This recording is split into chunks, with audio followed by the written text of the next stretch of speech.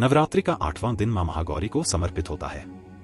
नवरात्रि के 8वें दिन मां दुर्गा के 8वें स्वरूप माता महागौरी की पूजा का विधान है। महागौरी को माता पार्वती का स्वरूप माना जाता है। इनका वर्ण पूर्ण रूप से गौर है, इसलिए इन्हें महागौरी कहा गया है। इनके गौरता की उपमा शंख, चंद्र और कुंद के फूल से की गई है। साथ ही इनकी आयु 8 वर्ष की मानी गई है। माता महागौरी के समस्त वस्त्र और आभूषण श्वेत हैं। वृषभ पर सवार मां की 4 भुजाएं हैं, जिसमें ऊपर के दाहिने हाथ में अभय मुद्रा और नीचे वाले दाहिने हाथ में वह त्रिशूल लिए हैं। वहीं ऊपर वाले बाएं हाथ में डमरू और नीचे के बाएं हाथ में वर मुद्रा है। माता की मुद्रा अत्यंत शांत है। मां महागौरी की उपासना करने से धन धान्य और सुख समृद्धि की प्राप्ति होती है। साथ ही रोग, व्याधि, भय, पीड़ा से मुक्त होता है। मां महागौरी का यह दिन बेहद विशेष माना जाता है। पौराणिक कथाओं के अनुसार मां महागौरी का रंग अत्यंत गौरा है, इसलिए इन्हें महागौरी के नाम से जाना जाता है। महागौरी का स्वरूप अत्यंत सुंदर, प्रकाशमय और ज्योतिर्मय माना जाता है। धर्म ग्रंथों के अनुसार नवरात्रि के अष्टमी तिथि को विशेष तिथि के रूप में मनाया जाता है। इसी कारण इसे महाअष्टमी के रूप में मनाते हैं। मान्यता है कि जो भी महाअष्टमी का व्रत रखकर मां महागौरी की उपासना करता है, माता महागौरी उसके कष्टों का निवारण करती हैं और माता का आशीर्वाद भक्त के ऊपर सदैव बना रहता है।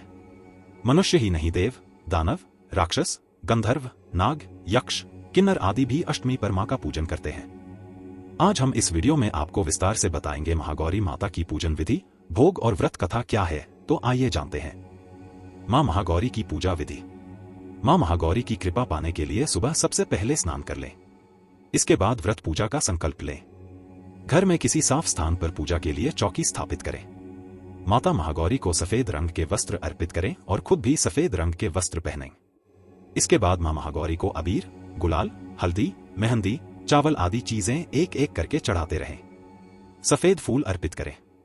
माता महागौरी को हलवा, चना और पूड़ी का भोग लगाएं। इसके बाद मां महागौरी जी की आरती गाएं। मां महागौरी का भोग प्रसाद। माता महागौरी को पूड़ी, चना और हलवा बेहद पसंद है। मां महागौरी को पूड़ी, चना और हलवा का भोग लगाने के साथ ही सफेद रंग की मिठाई का भी भोग लगाया जा सकता है। इससे मां महागौरी की कृपा आप पर बनी रहती है। मां महागौरी की व्रत कथा। पौराणिक कथा के अनुसार मां दुर्गा के 8वें स्वरूप महागौरी को लेकर 2 कथाएं काफी प्रचलित हैं। पहली पौराणिक कथा के अनुसार पर्वतराज हिमालय के घर जन्म लेने के बाद मां पार्वती ने पति रूप में भगवान शिव को प्राप्त करने के लिए कठोर तपस्या की थी। तपस्या करते समय माता हजारों वर्षों तक निराहार रही थी, जिसके कारण माता का शरीर काला पड़ गया था।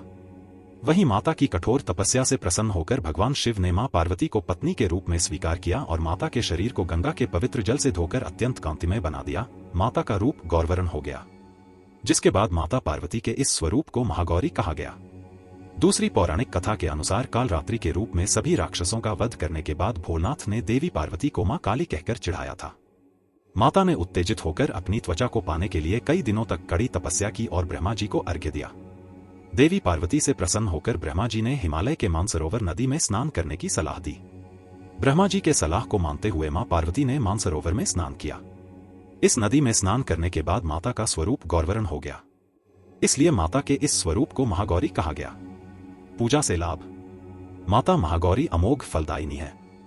जो लोग इनकी पूजा करते हैं उनके तमाम कलमश धुल जाते हैं। साथ ही लोगों के पूर्व संचित पाप भी नष्ट हो जाते हैं। माता रानी की कृपा से अलौकिक सिद्धियां प्राप्त होती हैं। ये भक्तों के कष्ट दूर कर देती हैं एवं इनकी उपासना से असंभव कार्य भी संभव हो जाते हैं।